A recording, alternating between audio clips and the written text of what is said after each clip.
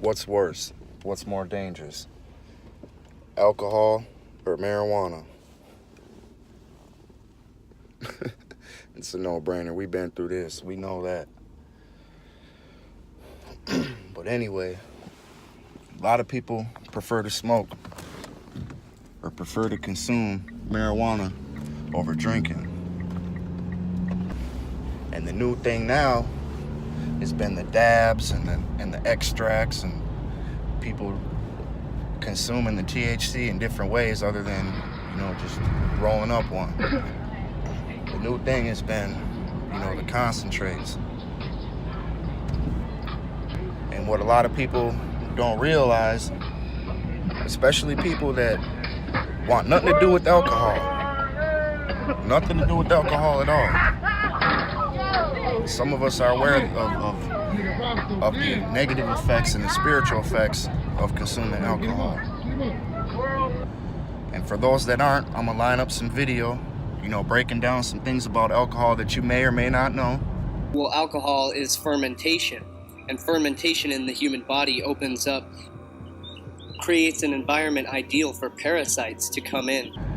And another thing I want y'all to consider is that even though you're not a drinker, and even though you think you're not consuming alcohol, there's a lot of products that we use that are where alcohol is used to extract certain oils, for these products, hair care products, some food products, and the pens. I don't take small hits. I like to take industrial size hits that could possibly make the normal man lose control of his bowels and or bladder simultaneously, whereas me, it just, ejects tears of joy from my retinas and what have you. Let's take a gander and hit this on camera.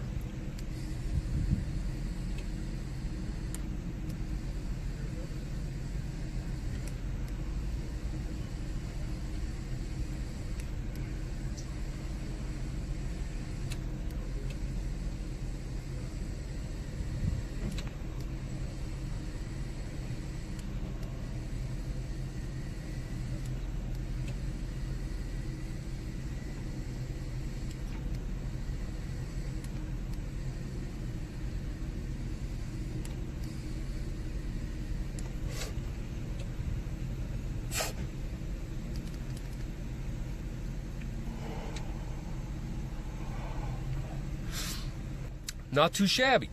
It wasn't the type of or the size of a hit that I normally would take to satisfy my bone marrow, but it's towards the low end of the cartridge and what have you, and I want to sit there and make you, wait for the longest period of time.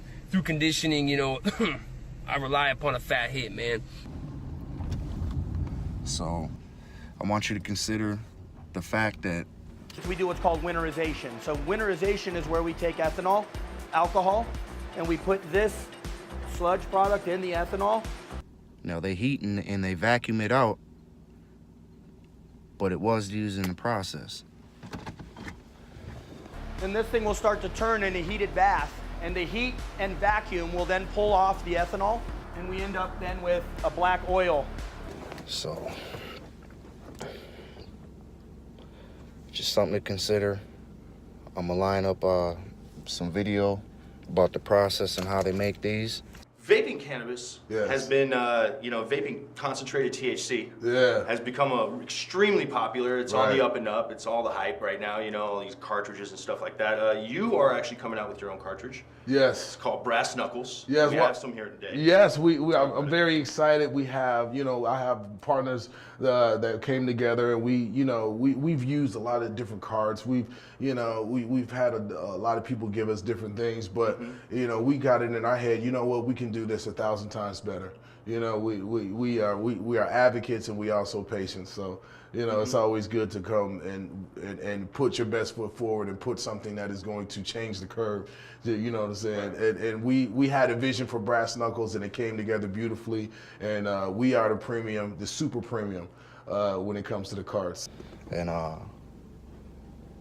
also some video about the effects of alcohol. Well, first of all, we start with CO2. We use CO2 as our only extraction solvent here, which is a little bit different than most here in Colorado who are using propane and butane. CO2 historically was low yielding and low efficiency and had bad flavor because of the manufacturers using CO2 or not using it properly. But I believe we can make it right, and we're starting to see indications that not only is this scalable, but it's more efficient. Now that we have this proprietary terpene extraction technology, no question that better terpene profiles come from CO2, but we're just the only people that are currently able to capitalize on that. At this level. Basically, the process starts here, raw material, so it comes in this door, essentially, and we funnel it to one of 3 machines.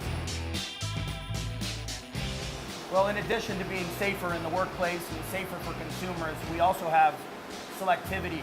So we can use CO2, different pressures and temperatures to grab different compounds, which we call fractionating. We have 3 separate vessels here to separate compounds. So we can use one parameter to pull terpenes, for instance, another parameter to pull the essential oils, and another parameter to pull all the real insoluble stuff like THCA, which is very difficult to pull off. So now we're separating the compounds before we get into secondary processing, as opposed to extracting them all into one sludge and then pulling from that. As we discussed the different types of fractions that we can take, this would be one of the fractions. This is mostly wax and a lot of THCA. So as you can see, we still have residual water from the extraction process, a lot of wax. It smells strong. It is pretty strong, yeah. And from here, we have to go into some secondary processes. In this instance, we do what's called winterization. So winterization is where we take ethanol, alcohol, and we put this sludge product in the ethanol. When we put this in the freezer, we get a separation effect of the alcohol and the fats and the wax. Once we get a good separation, we'll filter out the waxes, and it'll come out looking just about like this. And then we'll take this filtered oil that's still suspended in alcohol over to the rotovap. And this stuff ends up going in here, and this thing will start to turn in a heated bath, and the heat and vacuum will then pull off the ethanol, and we end up then with a black oil. So essentially, if you take the material that comes out of the rotary evaporator, the winterized oil, that's our starting material here. We're basically taking off different fractions based on boiling point. So what we want to do ultimately is boil off the cannabinoids, the THC, the CBD. Our chroma is what's distilled off of the oil, so we end up with all of the chlorophyll on one side and basically this very clear sample of distillate on this side. This ranges on the low end, maybe 80% up to 95% cannabinoids. But this is what we're able to generate from here at a rate of about upwards of a kilogram an hour. And then what happens next? So you have that in the tub. So basically, this is the base of our alchemy.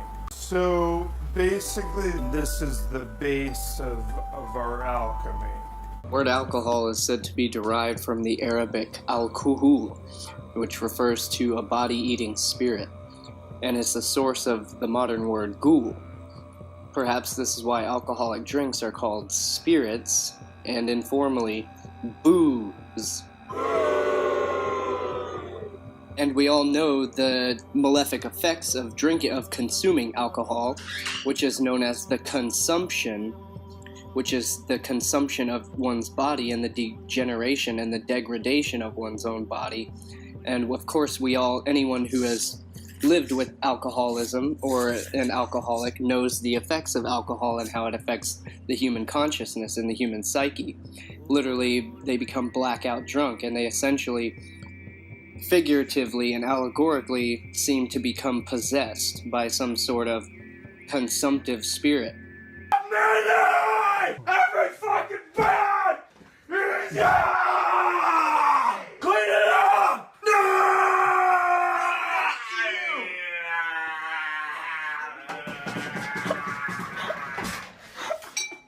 From consuming this alcohol. And of course, it literally eats the body, and it degenerates the cells and destroys the brain cells, destroys the human mind, and it literally opens one up to external influences, i.e. the substance itself. The effects of consuming alcohol on the human body, alcohol is fermentation, and fermentation in the human body creates an environment ideal for parasites to come in and literally to consume that fermentation in order to break down those acids that are formed through the fermentation process. So the consumption of alcohol literally leads to the consumption of your physical body. as well as the consumption of the human spirit. It is literally the death of the human spirit, the human soul.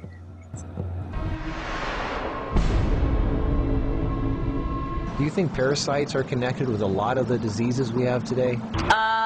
No. I think it exists. I don't think it's a big problem.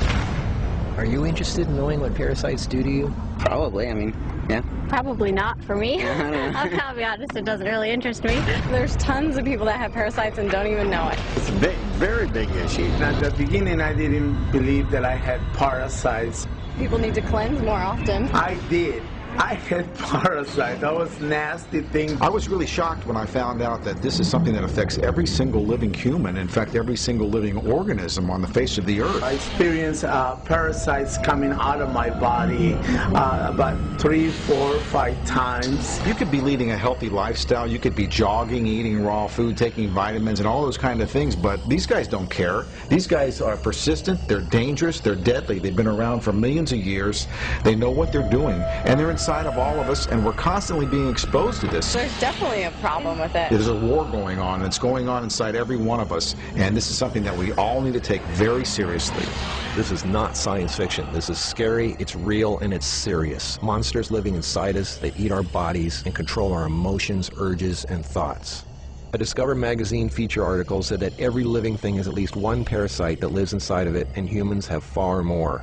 This silent issue is so important, former President Jimmy Carter is putting intensive efforts into increasing global awareness of this serious issue. As a colon hydrotherapist for approximately 21 years now, you wouldn't believe what I see coming out of people's bodies. This is not just a third world country thing. Everybody has them. Even normal people with lots of money living in suburbia who take showers 3 times a day. If you eat sushi, you have parasites. 1 square inch of raw sushi meat can contain 10,000 parasite larvae and eggs that begin hatching inside you the minute you eat it. The most common kind is tapeworms, which can grow to 60 feet long and live in your intestines for decades. When I have clients that absolutely love sushi, I find that they have an inordinate amount of that particular problem, of like clusters of parasites. If you have pets, you are guaranteed to have parasites. It doesn't matter if you're vegetarian, raw foodist, vegan, or macrobiotic. Even the healthiest and richest people on earth have parasites. You can't kill them all, only control them, because our bodies have trillions of cells which rely on helpful bacteria like probiotics to work right. If we kill all the organisms in our body, we kill ourselves. The secret is to keep the bad guys to a minimum.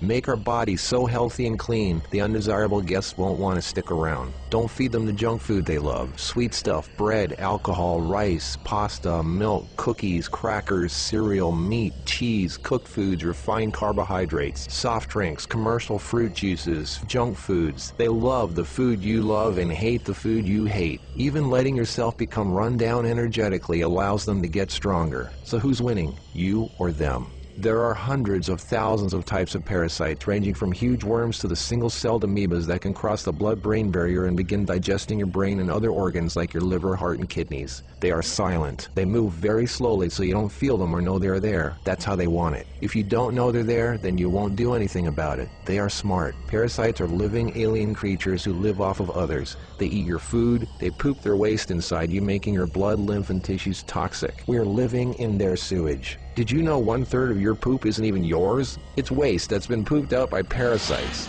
You think you're clean? Think again. Everyone has parasites. They're everywhere. It's almost impossible not to come in contact with them.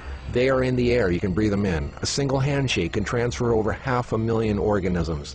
Anything other people touch, shopping carts, door handles, toilet seats, doorknobs, signature pens, daycare centers, diaper changes, and pets, which pick up tiny unseen organisms from the ground they walk on, carpeting, grass, dirt, lawns, especially grass and lawns that have been used for defecating. Animals lick their butt and then lick their fur, and then you pet that fur, absorbing parasites directly into your skin, while others wait for you to put your hand near your face, where they enter through the nose, mouth, and eyes. They eat your food and use your body as a breeding ground, sucking you dry of nutrition, energy, and life force. Some worms can lay millions of eggs a day. If you break apart a tapeworm, the broken part can regrow into another worm. Common signs of parasites are you're tired a lot, sleeping problems, constant itching, weakness, headaches, lack of appetite, or hungry all the time, especially for sweet foods and carbs. Flu-like symptoms, depression, skin problems, acne, arthritis, joint pains, eczema, dermatitis, sinus problems, breathing and lung problems like pneumonia, then uncontrollable coughing, lumps under the skin, cysts, diarrhea and constipation, sometimes alternating back and forth, mucus in your stool, irritable bowel syndrome, stomach aches, cramps, digestion problems, nausea, overly dry lips, vision and eye problems, gas, bloating. Parasites can burrow into your brain and cause nerve damage and eye problems. They can multiply so much in your gut what you think is fat may in fact be entire nests of parasites. They can clog up your digestive tract so much no food can get through, making you constipated.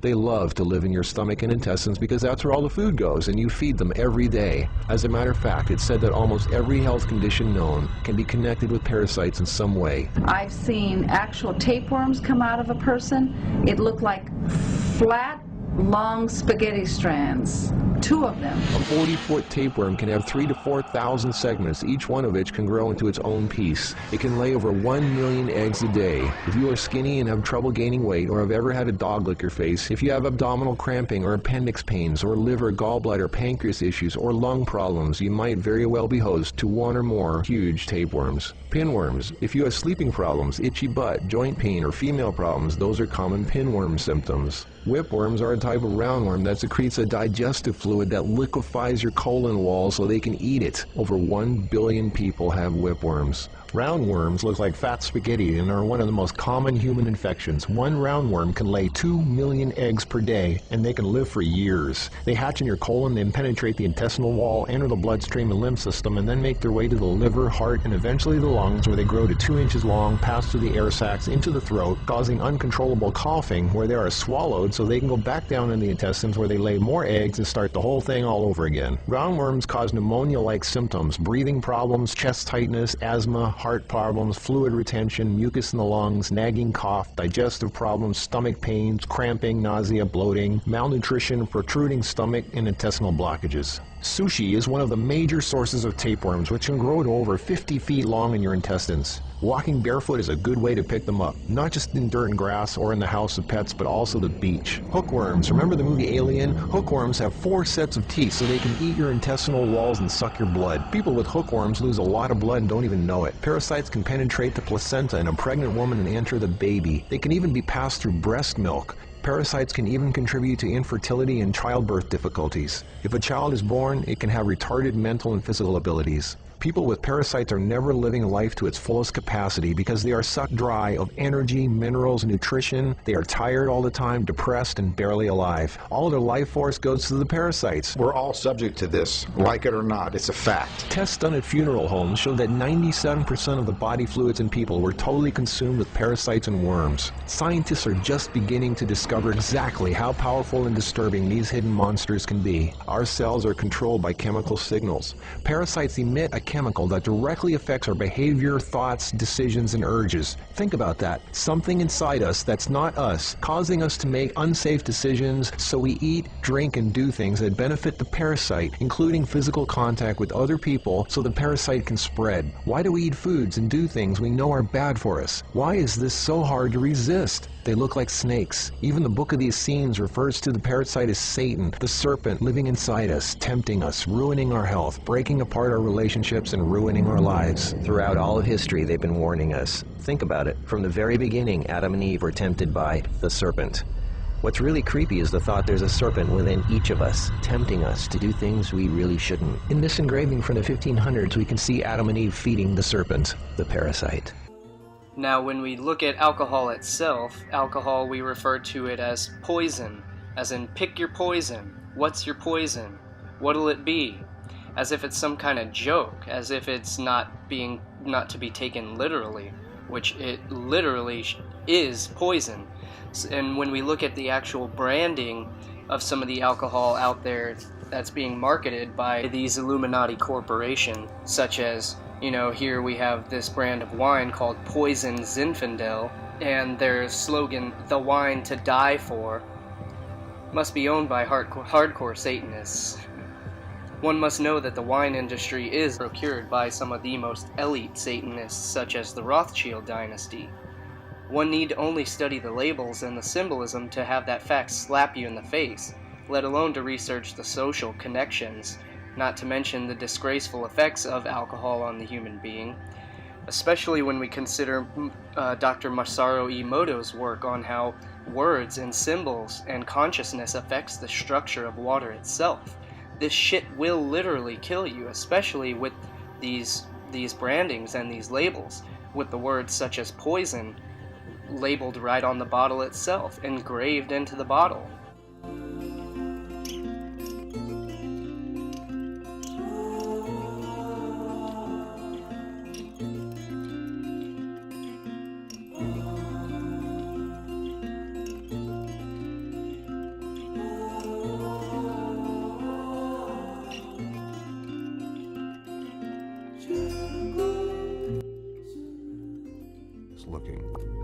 This next series of photographs are the work of Japanese researcher Mr. Masaru Emoto from his book, The Message from Water. Mr. Emoto's work provides factual evidence that human vibrational energy, thoughts, words, ideas, and music affect the molecular structure of water. Please remember that water comprises over 70% of a mature human body and covers the same amount on our planet. Water is the very source of all life. This photo shows the beautifully formed geometric design of the Yushi Spring water. This next photo is from the Shimanto River, the last clean spring in Japan. Notice the extraordinary geometric forms. The fact that the molecular structure of water can be affected by our consciousness, our intent, and our sounds is extremely important. This photo is from the Mount Cook Glacier in New Zealand. Mr. Emoto has been visually documenting these molecular changes in water by means of his photographic techniques.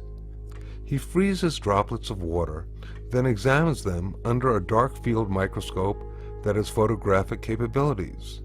His work clearly demonstrates the diversity of the molecular structure of water and the effects of the environment upon the structure of the water. This photo is from the fountain in Lourdes, France.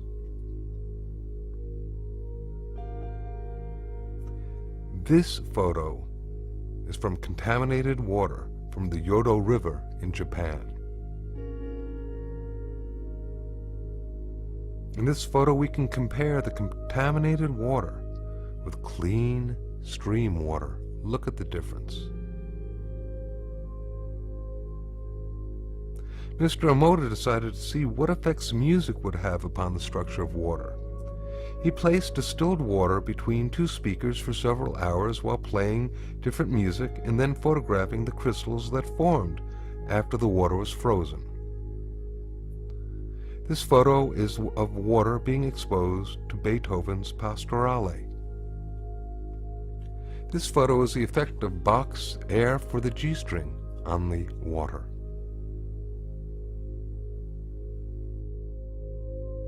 This photo is water exposed to Chopin's Farewell Song. This next photo is water being exposed and affected to music that was designed for healing. This photo is of water being exposed to the Kawachi folk dance. This photo shows the effect of heavy metal music upon the water. Here now we can compare the effects of healing versus heavy metal music and what happens to the water molecules. Mr. Emoto decided to see how thoughts and words affected the formation of untreated distilled water crystals by typing words onto paper and then taping this paper onto glass bottles overnight. This photo shows the effects of the words, "Thank you." This next photo shows the effects of the words, "Love and Appreciation." This photo shows the effects of the words, "You make me sick, I will kill you." And here we can compare the effects of "thank you" with the "you make me sick, I will kill you."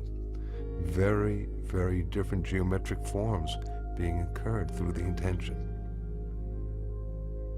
Now this photo is of a very polluted and toxic water from the Fujiwara Dam. Here now is the same water from the Fujiwara Dam after a Buddhist monk had offered a prayer over it. Prayer, that sound coupled with intention, seems to have an extraordinary ability of restoring water to its natural, harmonious, geometric symmetry. And in this photo we can compare the toxic water and then the effects of praying over the water. It's really quite impressive. These photographs that we have just seen show proof that not only does sound have the ability of affecting and changing physical structure, but that with regard to the molecular structure of water, that our intent with our sound is extremely important. This may have great implications for the future of both personal and planetary harmony and healing.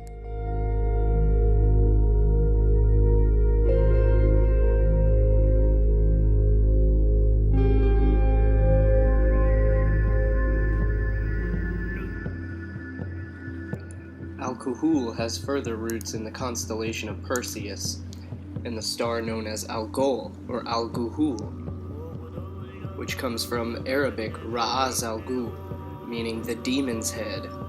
Al-Ghul literally signifies a mischief maker, and the name still appears in the modern word ghoul. Every 68 hours and 49 minutes, this demon star blinks for roughly 8 hours as the dimmer star of the pair passes between the brighter star and the Earth. The Gorgon's head, a ghastly sight, deformed and dreadful, and a sign of woe. The Hebrews knew Algol as Rosh Hashanah, Satan's head, but also as Lilith, Adam's legendary first wife, the nocturnal vampire from the lower world that reappeared in the demonology of the Middle Ages as the witch Lilith, one of the characters in Goethe's Walpurgis Night. Ra's al Ghul is a fictional supervillain appearing in American comic books published by DC Comics, commonly as an adversary of the superhero Batman. Ra's al Ghul's high status as a supervillain has also caused him to come into conflict with Superman and other superheroes in the DC universe.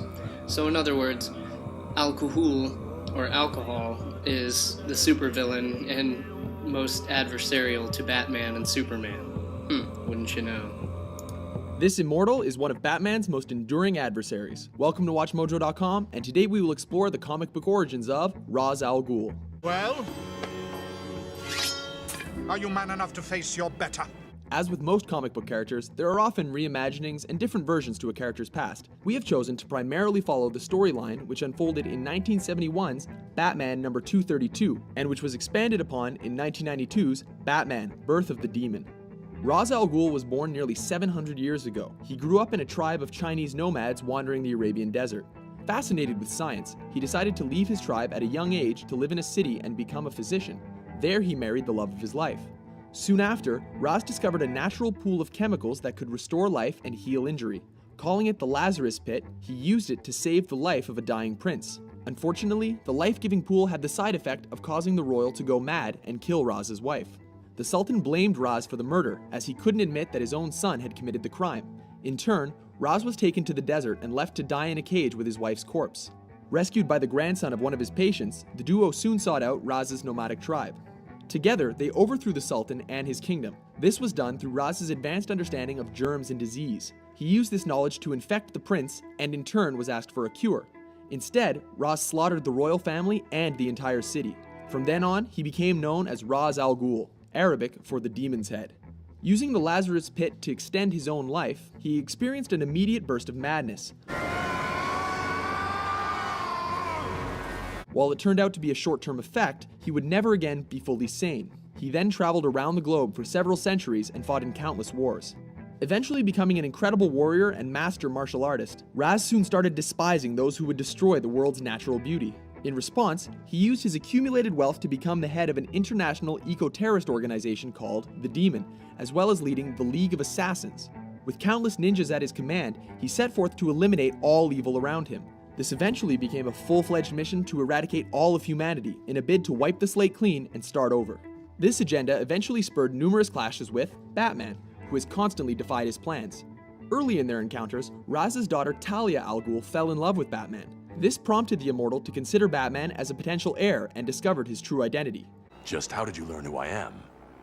I control a vast global organization, Detective. Due to Batman's insistence on defending a corrupt world and preventing genocide, Raz has since made Batman his mortal enemy.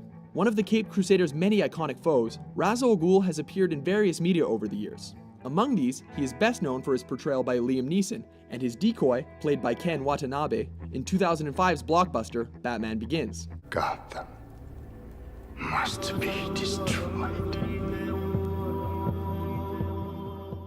Alcohol has a vibratory, disintegrating, dissolving, and destructive tendency, drying our tissues and destroying the nerve cells.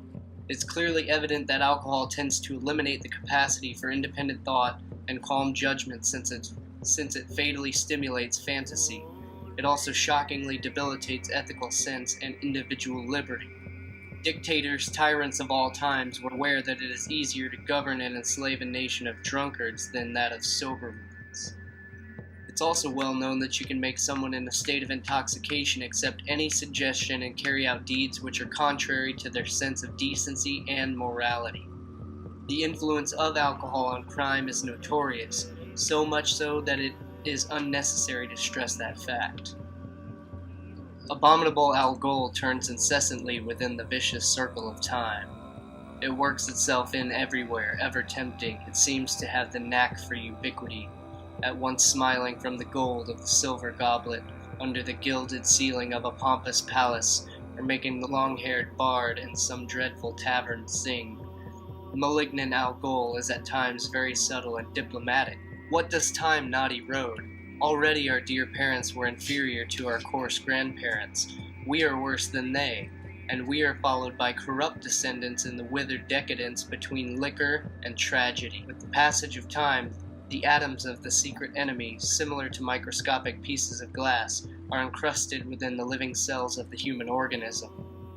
Divine beings as well as human beings know well that the demon Al Ghul takes possession of the human body very subtly and slowly until, one day, it precipitates us toward the abyss of drunkenness and insanity.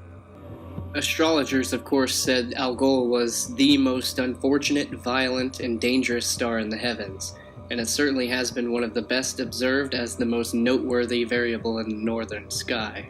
It causes misfortune, violence, decapitation, hanging, electrocution, and mob violence, and gives a dogged and violent nature that causes death to the native or others. It is the most evil star in the heavens. People astrologically influenced by Al Ghul include Pablo Picasso, Salvador Dali, Van Gogh, Albert Einstein, Carl Abraham, Carl Jung, Marshall Applewhite, Luc Jouret, Al Gore, the name is very similar there, Billy Joel, Glenn Campbell, Liberace, Princess Diana, Prince William, Manly Palmer Hall, Aleister Crowley, John Lennon, Ringo Starr, Dean Martin, Ryan O'Neal, Joseph Stalin, Pat Schroeder, Carl Sagan, Isadora Duncan, Oscar Wilde, Michael Caine, Henry Fonda, and Stephen King, just to name a few, as well as yours truly. Delirium tremens is a severe form of alcohol withdrawal. It involves sudden and severe mental or nervous system changes. Delirium tremens can occur when you stop drinking alcohol after a period of heavy drinking, especially if you do not eat enough food. It's most common in people who have a history of alcohol withdrawal. It is especially common in those who drink 4 to 5 pints of wine, 7 to 8 pints of beer, or 1 pint of hard alcohol every day for several months. Delirium tremens also commonly affects people who have used alcohol for more than 10 years. Symptoms most often occur within 48 to 96 hours after the last drink. but they can occur 7 to 10 days after the last drink. Symptoms may get worse quickly and can include body tremors, changes in mental function, agitation, irritability, confusion, disorientation, decreased attention span, deep sleep that lasts for a day or longer, delirium, excitement, fear, hallucinations, seeing or feeling things that are not really there, increased activity, quick mood changes, restlessness, excitement, sensitivity to light, sound, and touch, stupor, sleepiness, fatigue. Seizures may occur without other symptoms of delirium tremens. Most common in the first 12 to 48 hours after the last drink. Most common in people with past complications from alcohol withdrawal. Symptoms of alcohol withdrawal including anxiety, depression, fatigue, headache, insomnia, difficulty falling and staying asleep, irritability and excitability, loss of appetite, nausea, vomiting, nervousness, jumpiness, pale skin, palpitations, sensation of feeling the heartbeat, rapid emotional changes, shakiness, sweating, especially on the palms of the hands or the face. Other symptoms that may occur: chest pain, fever, stomach pain. Delirium tremens is a medical emergency. The healthcare provider will perform a physical exam. Signs may include heavy sweating, increased startle reflex, irregular heartbeat, problems with eye muscle movement, rapid heart rate, rapid muscle tremors. Long-term and preventative treatment should begin after the patient recovers from delirium tremens symptoms. This may involve a drying out period in which no alcohol is allowed. Total and lifelong avoidance of alcohol. Counseling. Going to support groups such as AA or whatever support you can get. This video ended up getting a little into the realm of the religious aspect, of which I would like to apologize. And as always, as I always say in my videos, any of these manifestations are simply aspects of one's psychology. So any of these experiences are results and direct manifestations of one's own personal level of consciousness. So just consider that, you know, there may be some significance to this. And we may want to leave these alone and just go back to burning flour or eating it or however else you do it. But if it's an extract, usually they use alcohol to do it. Even the CO2 extracts, even the, there's people that use Everclear even to make different waxes and oils using Everclear instead of butane.